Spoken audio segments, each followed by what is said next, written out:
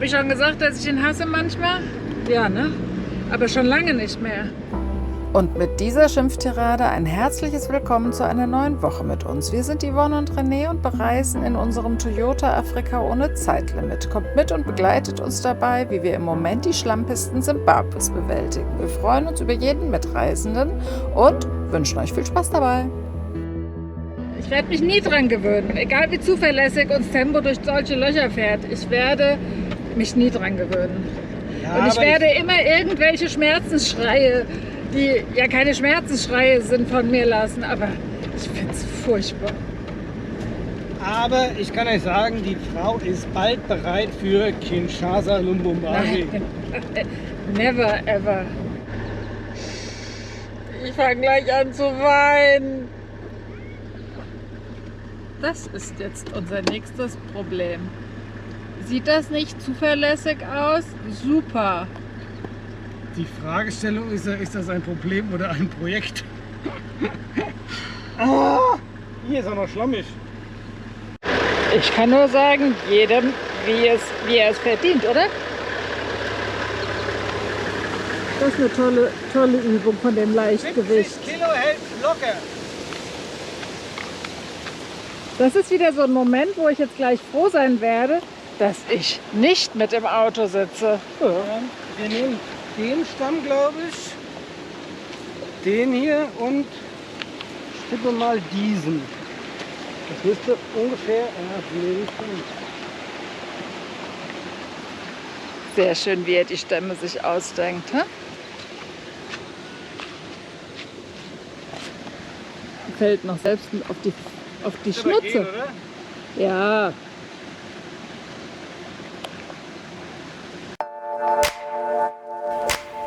Na super, natürlich hat die Kamera genau in diesem Moment ihren Geist aufgegeben. Oder es war meine übertragene Nervosität. Aber zum Glück konnten wir die Brücke meistern und es ging weiter. Das ist mal wieder wie mit der Pralinenschachtel. Man weiß nie, was man bekommt.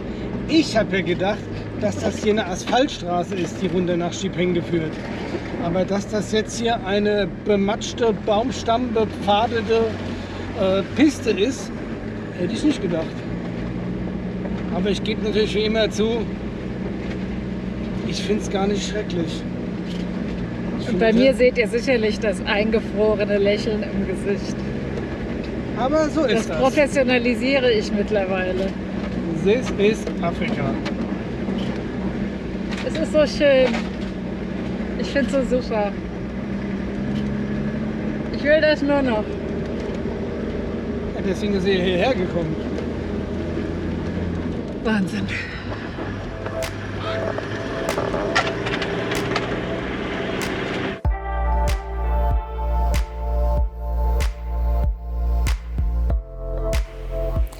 Wie ihr hier sehen könnt, ist man mitunter zu Fuß etwas schneller unterwegs als mit einem Fahrzeug.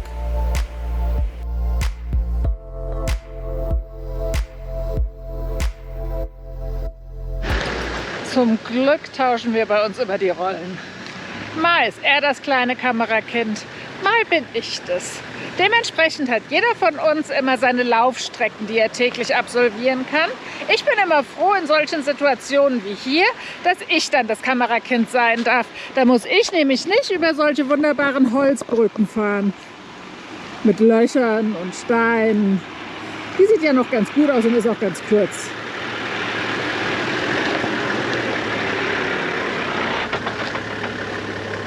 Tipptopp, das erinnert mich komplett an Ruanda. Da war er nämlich. Oh, aua, ich habe was gepiekst. Schon lange her, da war das mein Weg zur Arbeit. Da war er nämlich, als unser großes Kind 7 Monate war. Der ist im Januar geboren, der Paul, 94. Und der René ist im Spätsommer 94 zur Entwicklungshilfe nach Ruanda. Das war kurz nach dem Genozid im Lande, und da hat er mit einem Bekannten aus USA, die haben Wasser aufbereitet in großen Mengen. Der kommt aus San Francisco, ist dort Feuerwehrchef gewesen und hat da ein spezielles System entwickelt für also in großen Mengen Wasser aufzubereiten für dort die Flüchtlingslager. Da war er dann mal, ich glaube, 8 Wochen. sowas. Ich glaube, 8 Wochen war er damals da. Und wieder schickt er mich. Du bist doch dagegen gefahren. Es hat doch irgendwas Metallisches gescheppert. Und jetzt soll ich hier auch noch joggen durch Schlamm.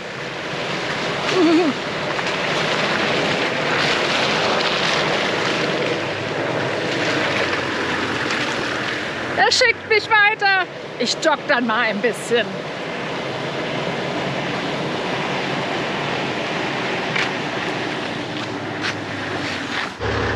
Ein bisschen neidisch bin ich ja. Die darf ja mehr laufen als ich.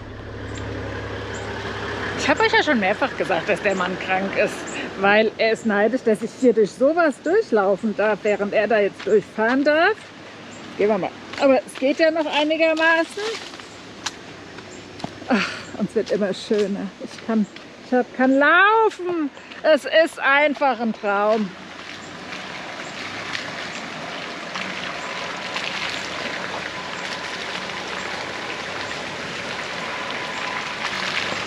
Ich gehe mal mit euch ein bisschen weiter, weil er wird mich ja eh vorschicken.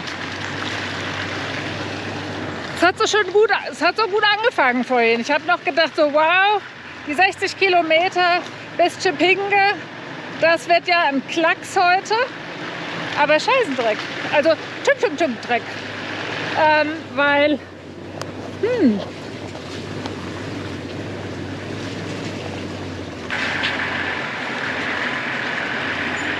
ich bin auch nicht ganz so gut da drin, mit der Kamera in der Hand zu joggen.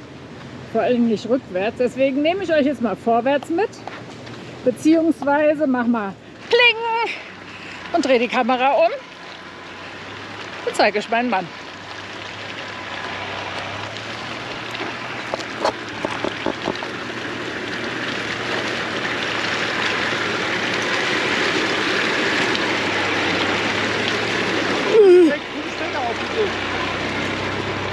Nicht, dass die Box hier auf mich fällt. Unsere Kabine, die hat sich eben so sehr bedenklich zu mir rüber gebeugt.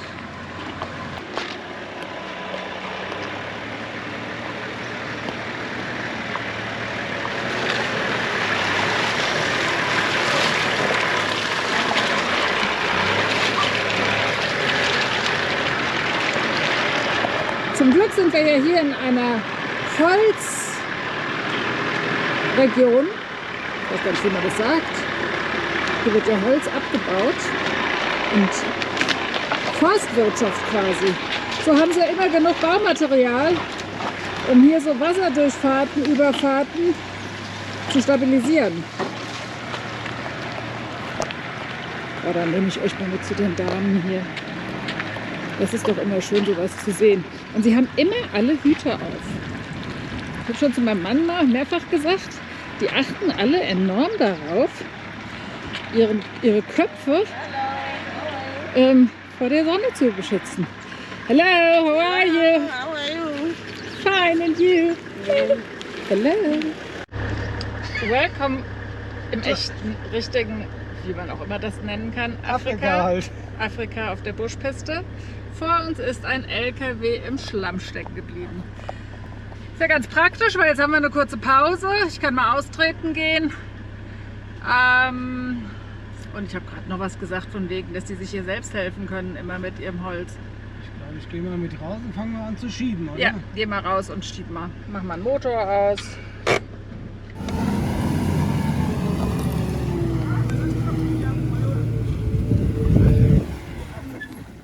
Läuft! Das war's dann wohl. Auch hier ist mal wieder eindeutig festgehalten, wie unterschiedlich wir Situationen sehen. Objektiver geht es nicht, denn wir stehen weit voneinander entfernt. Der eine mit Freude in der Stimme, die andere mit leichter Frustration.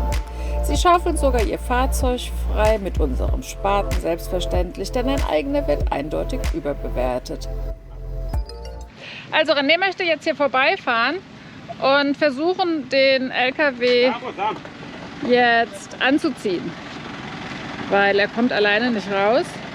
Dazu muss er hier durch. Ich versuche mich jetzt mal vor den LKW zu setzen und mal gucken, ob ich den ein Stück rausziehen kann. Das wäre jetzt das nächste Experiment. Dazu muss er es nur selber erst einmal durch diese tiefe Nuggetpampe und an dem LKW vorbeischaffen, ohne selber stecken zu bleiben.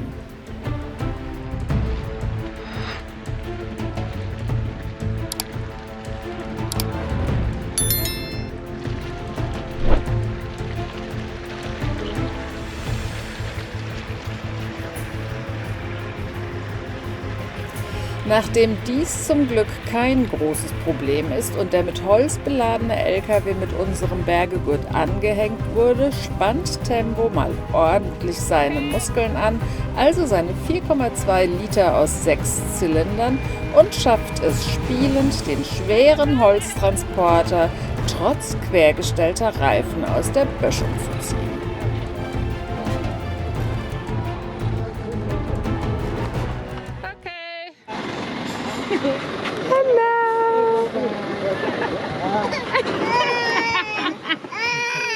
So, hier ist jetzt alles erledigt. Da wird noch die Schaufel sauber gemacht und der LKW ist wieder draußen. Jetzt können gleich alle Passagiere wieder einsteigen und wir sind vorne dran vor allen Dingen. Das ist vielleicht gar nicht so dumm, wir sind dann wahrscheinlich eh schneller. Und das Baby hat schon wieder ständig angefangen zu weinen, wenn es mich gesehen hat. Da solltest du dir mal Gedanken drüber machen.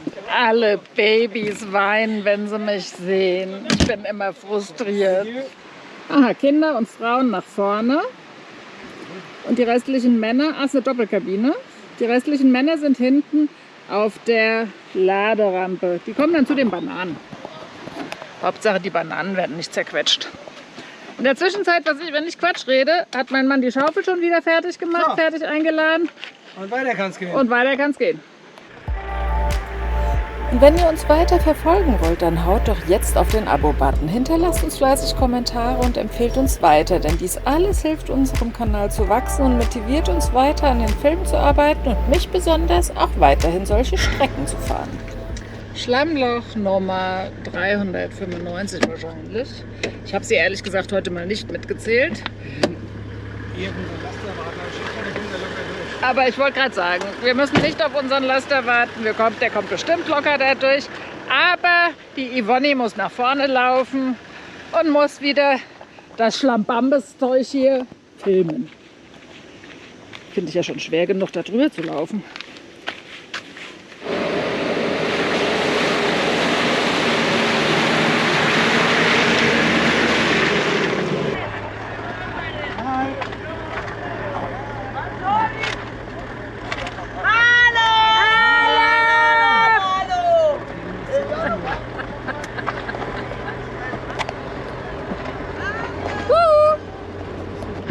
Da für eine schöne Durchfahrt.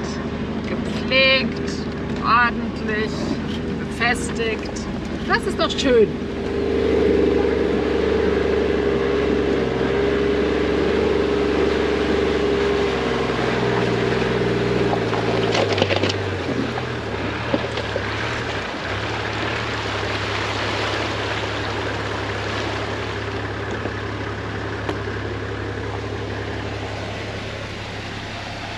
Ein bisschen geil, oder? Wie sie rausgucken, als würden wir im See stehen. Ich glaube, wir haben ein Boot. Der will nur planschen. Der will gar nicht weiterfahren.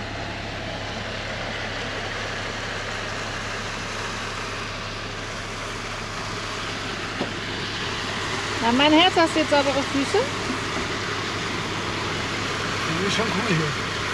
Vor Feierabend und die schönste Brücke wartet auf uns. Das viel Interessantere ist aber, hier die Jungs, das sind Goldsucher.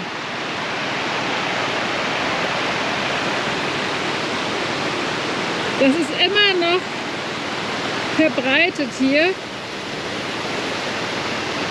Ich möchte nicht wissen, wie die Gold suchen und was sie da reinschütten.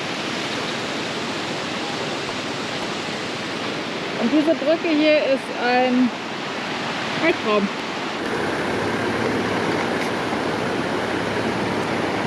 Das ist echt Goldsuche.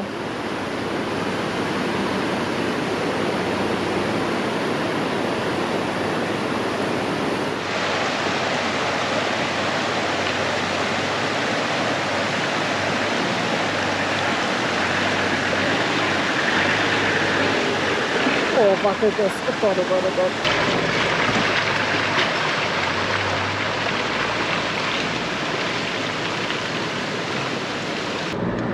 Es waren ja eben bei der großen Holzbrücke, waren ja Goldschürfer. Und das ist hier ein bisschen am Ende der Erna, wo wir gerade sind, sehr beschwerlich hierher zu kommen. Stellt sich natürlich die Frage, ist das legales oder ist das illegales Goldwaschen, was die Jungs machen? Aber die machen das halt auf eine ganz rudimentäre Art.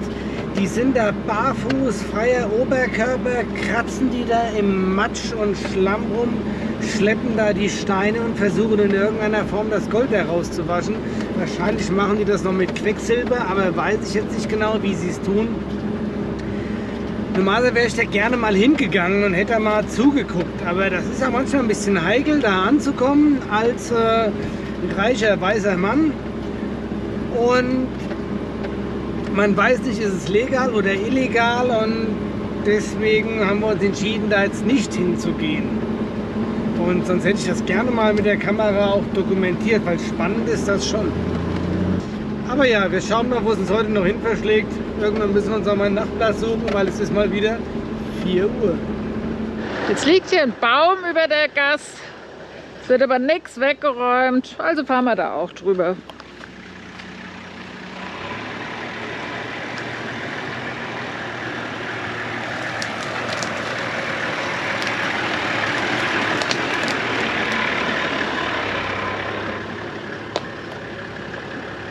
Schon ganz schön aufregend, oder? Und war spannend? Ja, ja, total. Also ich finde die Aufnahme auf jeden Fall war es wert.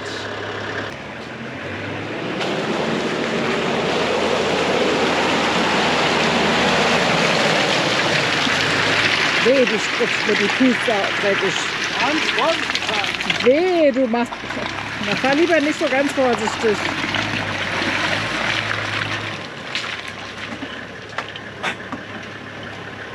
Und noch alles sauber? Der hat komische Gedanken und diskutiert mit sich. Ja, wir müssen kurz eine Strategie entwickeln, wie wir da durchfahren. Wenn ich links fahre, weit am Rand, dann ist es nicht so matschig, aber dann bin ich so dicht am Abgrund, was ich auch nicht leiden kann. Also werde ich, glaube ich, rechts lieber in der Fursche fahren. Oder ich versuche die Fursche mittig. Nee, das schaffe ich nicht. Das schaffst du nicht. Also ich fahre rechts durch den Schlamm. Na, schauen wir mal, welche Spur er nimmt. Weil darunter wollen wir nicht fallen.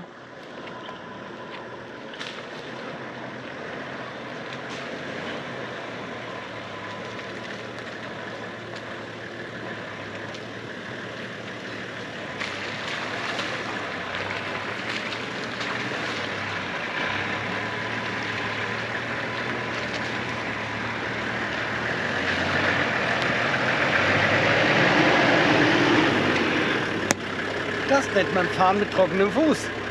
Fast. Oder Reifen.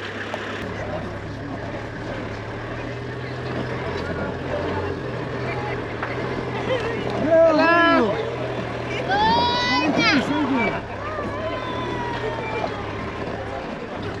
Hey, Chizengo? Chizengo is there? Chizengo, no. There, there. They were coming. Okay. I got the Chizengo, man. I got the Chizengo. Chizengo. Andere Seite. Chizengo, maybe. Which one? This one. Chipinge. Chipinge. Chipinge. It's very Chipinge, fun.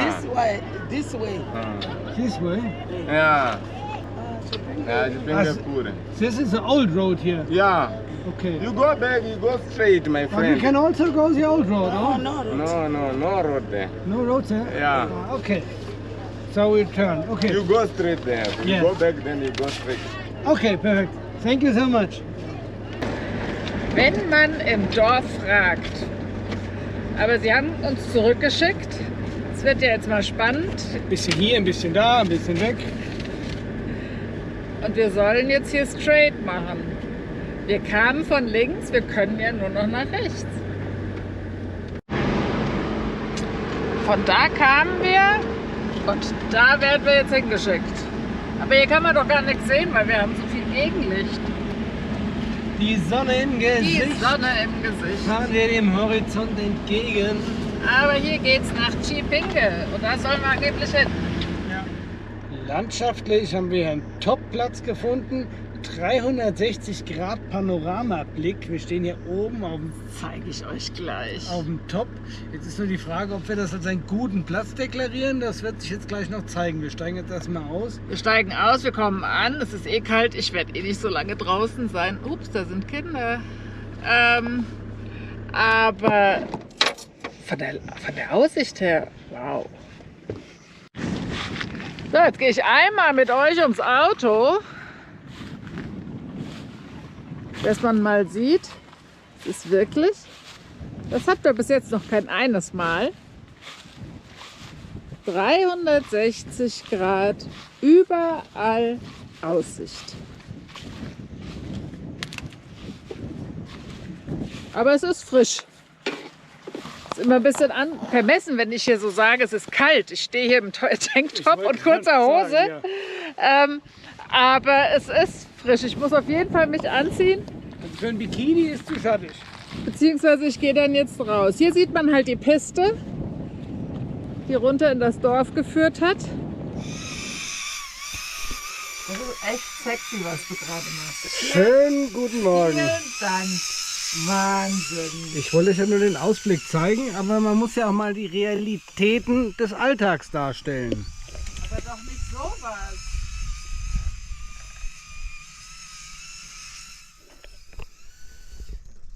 Jetzt, wie gestern schon erwähnt, stehen wir hier oben auf der Spitze eines Berges. Natürlich auch Berge drumherum, nicht die höchste Spitze. Und zwar sind wir hier auf einer Piste von Chimanimani Richtung Chipinge. Und die eigentliche Piste, die bei uns in der Karte verzeichnet war, die wir fahren wollten, die ging irgendwann nicht weiter. Die endete in einem kleinen Ort, Dorf. Und da hat man uns jetzt woanders lang geschickt. Und das haben wir jetzt mal gemacht. Und jetzt gucken wir mal, wo wir hier rauskommen. Aber erstmal machen wir uns jetzt heute ein bisschen schön für euch. Ich hoffe jetzt nur, dass nicht gerade einer vorbeikommt, weil die lachen sich ja kaputt und denken hier, der Depp macht mit so einem komischen elektrischen Gerät bei sich im Gesicht rum. Jetzt kommt ein Auto, jetzt werde ich erwischt. Morning, how are you? Oh, great driver. Yeah, perfect. So, drive carefully. So, das hier ist scheinbar lokale Fahrschule. Hier dürfen schon mal die, ich schätze mal, 12-jährigen Kinder die ersten Fahrübungen machen. So, langsam beginnt hier der ganze Betrieb. Ja. Hallo!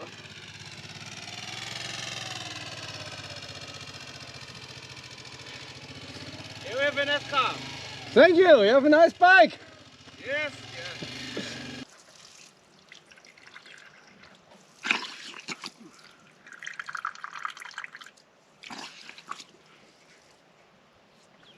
Ganz gut ist bei der Morgenwäsche, kann man auch gleich immer ein bisschen Inspektion machen. Wo hier unterm Auto vielleicht ein bisschen was Feuchtes, Öl tropfen könnte. Aber hier sieht alles tipptopp aus. Macht er mich noch? Nachdem wir jetzt beide die Morgenwäsche fertig gemacht haben, jetzt können wir erstmal gucken, wer hier den Schönheitscontest gewinnt. Ich finde, ich habe mich ganz gut präpariert hier. Der hat heute Nacht irgendwie zu gut geschlafen. Die hat hier nur in den Beinen rumgearbeitet. Ich glaube, es ist die Aussicht. Jetzt wollen wir mal gucken, wie lange das noch dauert bis Chipinge. Pinge. Und bei dieser Frage geht es ja nicht um die Kilometerleistung, eher um die Streckenbeschaffenheit, die weiterhin sehr schwierig und zäh ist.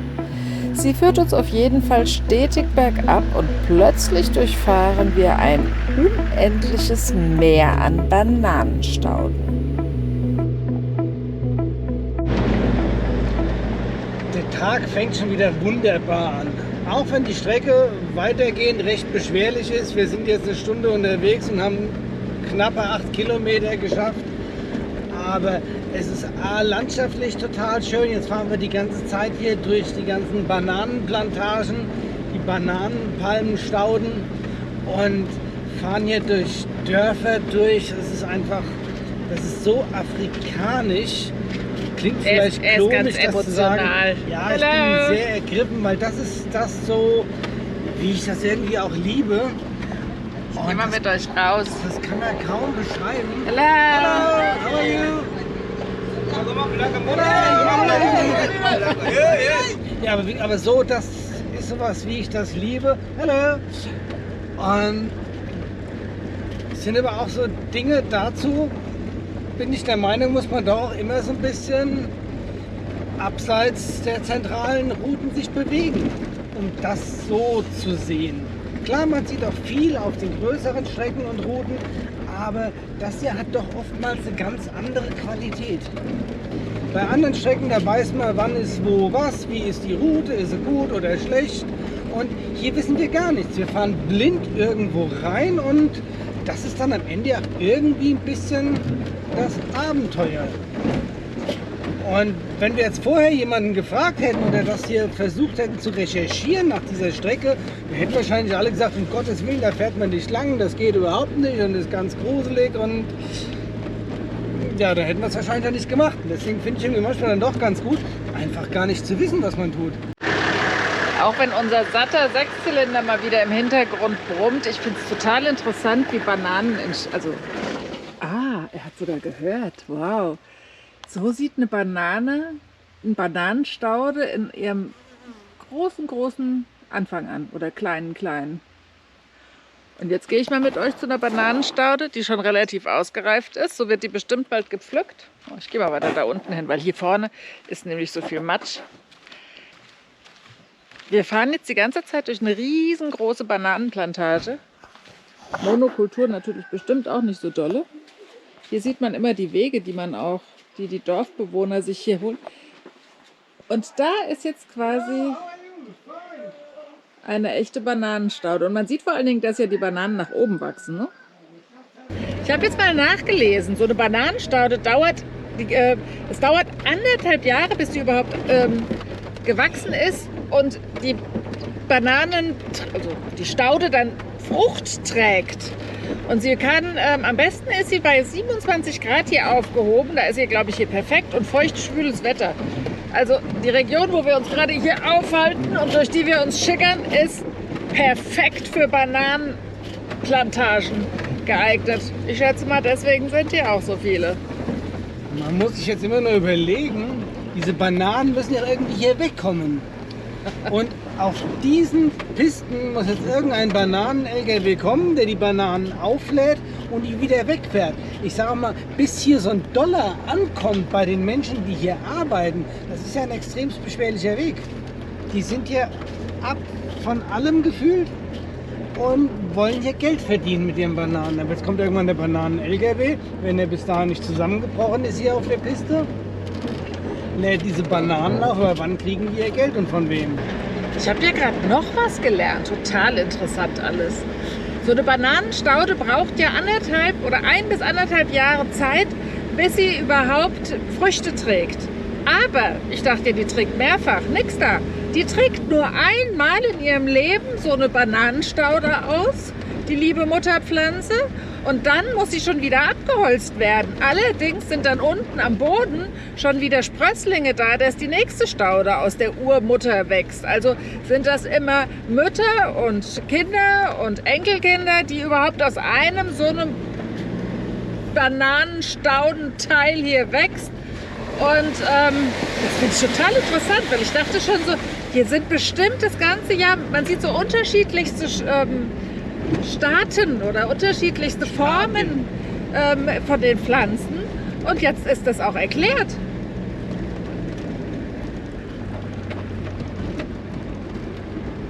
Ich habe gerade gesehen, dass wir eigentlich immer noch mitten vom Nirvana sind. Und wir hatten ja beide eigentlich die Hoffnung, dass wir jetzt hier unten im Tal, dass es jetzt schon Chipinge ist, das heißt ein größerer Ort und Anschluss an bessere Straßenverhältnissen. Aber ich habe jetzt von oben schon mal gefühlt Asphalt gesehen und jetzt habe ich die nächste Hoffnung. Da kommt ich ein richtiges Straßenschild, weil wir kommen hier überhaupt nicht voran und das ist langsam. Ich glaube, wir sind schon wieder 10 Tage so schockelt unterwegs und ja, ich hätte gern mal wieder ein bisschen glatt unter meinem Po, unter den Reifen. Wir wissen, wo wir hinwollen. Marchongo. Und ja, jetzt müssen wir uns erstmal wieder orientieren. Dazu nehmen wir euch mal nicht mit. Wir konnten jetzt schon mal lesen, dass wir jetzt in Koper sind. Und ach, guckt mal hier. Es ist Asphalt da. Das ist ein Die Frage ist Traum. nur, wie lange und wo er hinführt. Ja, das sehen wir dann. Erstmal hier geradeaus über die Brücke.